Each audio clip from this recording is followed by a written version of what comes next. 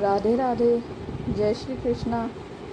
क्या आपके घर में भी लड्डू गोपाल हैं और आप उनको खुश करना चाहते हैं? तो मैं आपको कुछ ऐसे उपाय बताऊंगी जिससे आप भी अपने लड्डू गोपाल को खुश कर सकते हैं।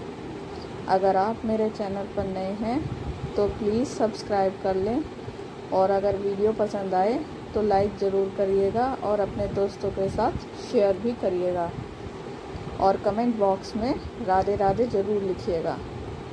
वीडियो को पूरा ज़रूर देखिएगा। लोग अपने घरों में लड्डू गोपाल की स्थापना करते हैं। मुख्य रूप से जन्माष्टमी के शुभ अवसर पर लड्डू गोपाल जी का घर में आना बहुत शुभ माना जाता है।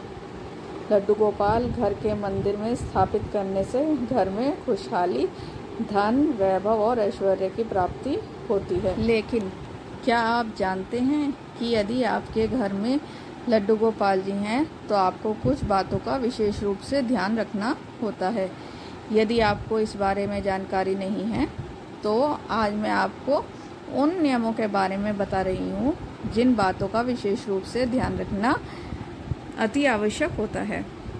सबसे पहले तो यह बात मन में बैठाना बहुत आवश्यक है कि जिस भी घर में लड्डू गोपाल जी का प्रवेश हो जाता है वह घर लड्डू गोपाल जी का हो जाता है।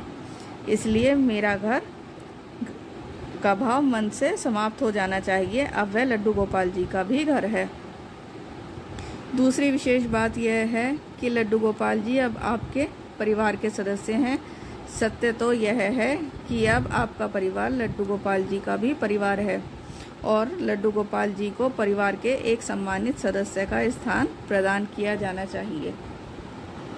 परिवार के सदस्य की आवश्यकता के अनुसार ही लड्डू गोपाल जी की हर आवश्यकता का भी ध्यान रखना चाहिए।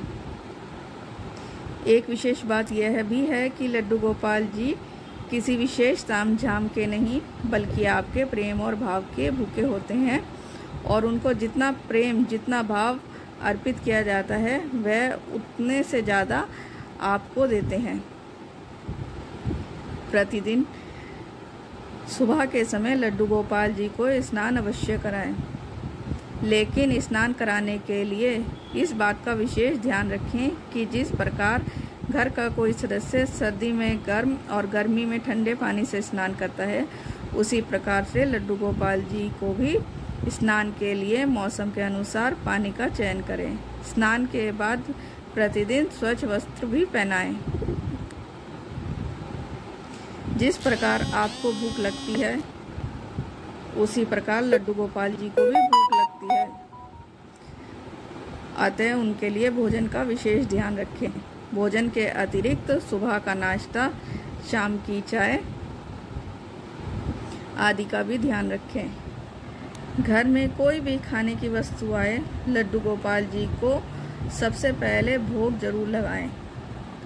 प्रत्येक मौसम के अनुसार लड्डू गोपाल जी के लिए सर्दी में सर्दियों के कपड़े जैसे ऊन के कपड़े, और गर्मियों में गर्मी के मौसम के अनुसार ही वस्त्र पहनाने चाहिए, जैसे सूती वस्त्र हो गए, इस तरह के। लड्डू गोपाल जी को खिलौने बहुत पसंद है, इसके लिए उन्हें कई प्रकार के खिलौने भी जरूर ला के देने चाहिए।